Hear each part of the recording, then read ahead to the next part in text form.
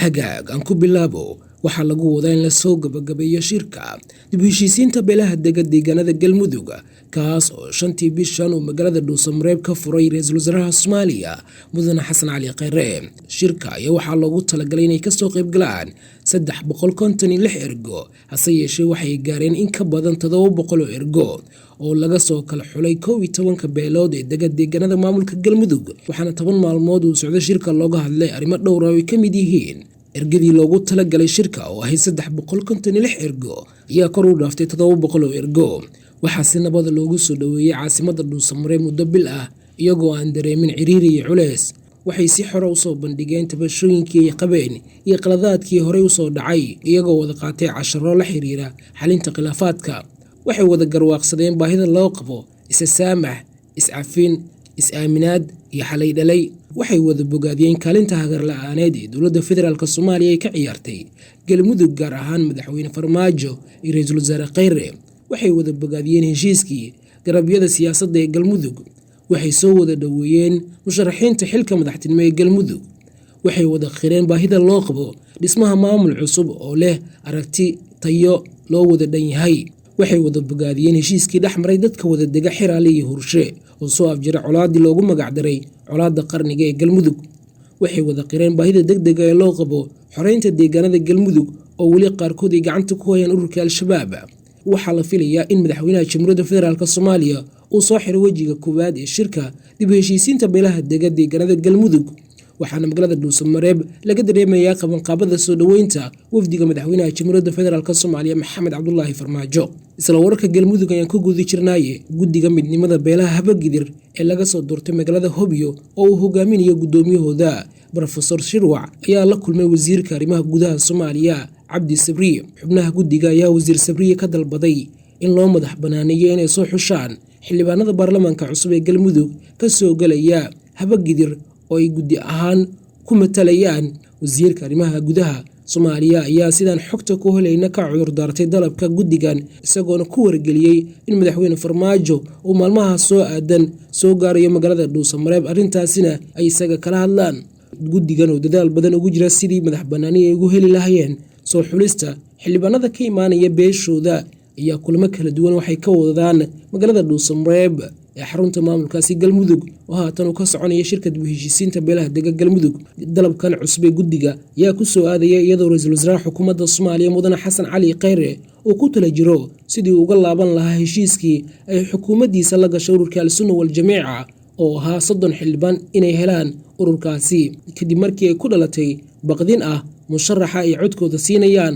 taliska ciidamada militariga Soomaaliya ayaa amray in la soo xareeyo dhammaan ciidamada militariga Soomaaliya ee ilaaladu waa xildhibaanada baarlamaanka Soomaaliya. ciidankan ayaa looga yeeray taliska Villa Baydhabo oo ay ku jiraan muddo 7 maalmood ah sida ay noo xaqiijiyeen xildhibaanada laga xareystay ilaalada.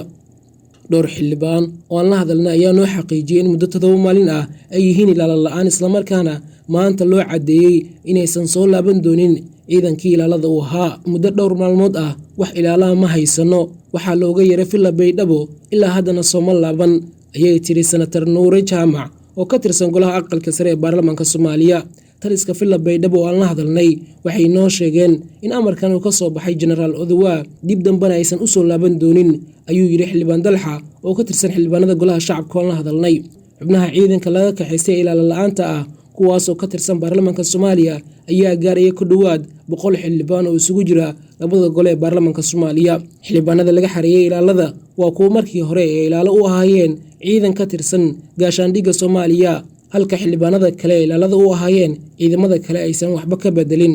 waxay faahfaahin dheeraad ah ka soo baxayaan khasaare ka dhashay weerar jidgal ah oo dagaalamayaasha Al-Shabaab ay ku qaadeen kolonyo ka tirsan ciidamada Midowga Afrika ee AMISOM oo safar ku marayay deegaan hoostaga degmada Balcad. Al-Shabaab ayaa war ka soo saaray weerarkaasi waxayna sheegeen in ciidamada AMISOM gaar ahaan kuwa Burundi ee duleedka degmada Balcad ee gobolka Shabeellaha Dhexe kaga dileen 14 askari oo 12 ka mid ah goobtii lagu dagaalamay meedkooda kaga carareen. 4 askari oo 2 meyd tahay 2na dhaawac tahay ayaa lagu sheegay warka Al-Shabaab in ciidamada AMISOM ay geeyeen saldhig ay ku leeyihiin deegaanka Gololey ee gobolka Shabeellaha Dhexe. sidoo kale Al-Shabaab ayaa warka ay soo saareen waxay ku sheegeen in weerarkaasi ay ilaa 8 askari oo dhaawac ay AMISOM diyaarad ugu qaadeen duleedka degmada Balcad kuwaas oo la geeyey magaalada Muqdisho. Al-Shabaab ayaa sheegtay in hub badan dagaalka ay kaga furteen ciidamada AMISOM qaybtooda Burundi oo intooda badan ka howlgala gobolka Shabeellaha Dhexe. Markii laga soo tago sheegashada Al-Shabaab, ma jiro wax war oo ka soo baxay howlgalka Midowga Afrika ee AMISOM ee ku aadan weerarkaas iyo inta uu dhan yahay khasaaraha ka dhashay.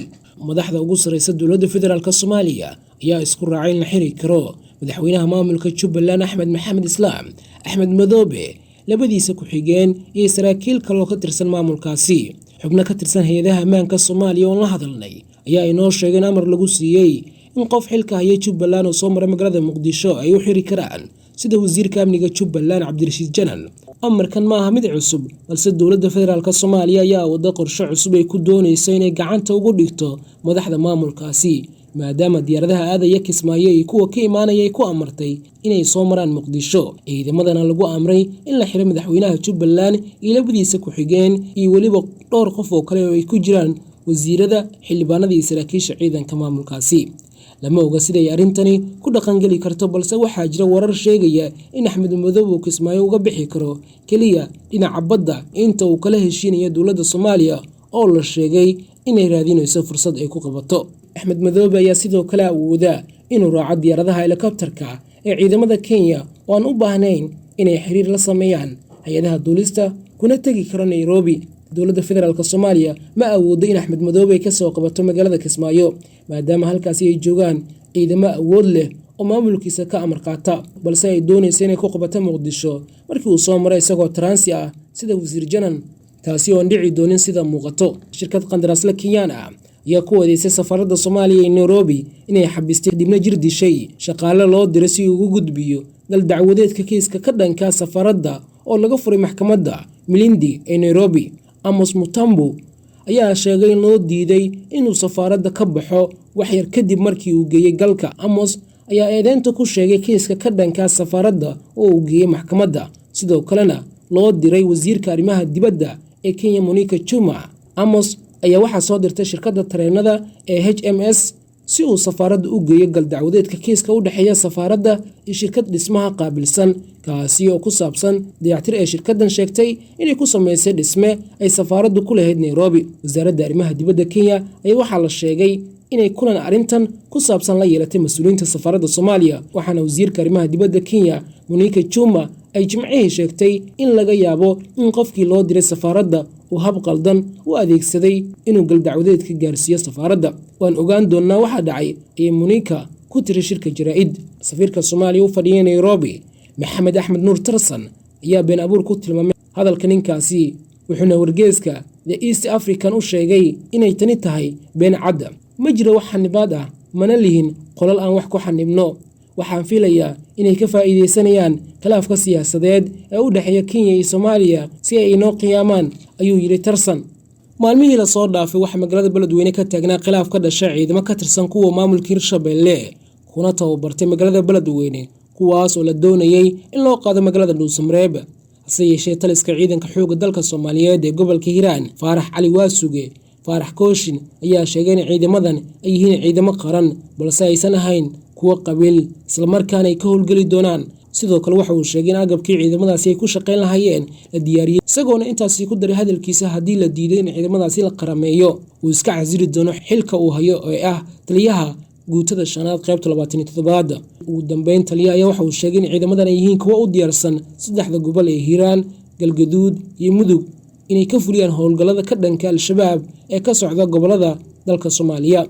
guud ahaan daawadayaal intaan ku saafmeeray warkayga haddii aad ku cusub tahay channelkan subscribe saar si aad uga mid noqoto saaxiibada ku xiran xogaha, warbixinada iyo faallooyinkan soo gudbino. daawada waan kaaga mahadcelinaynaa daawashadaada.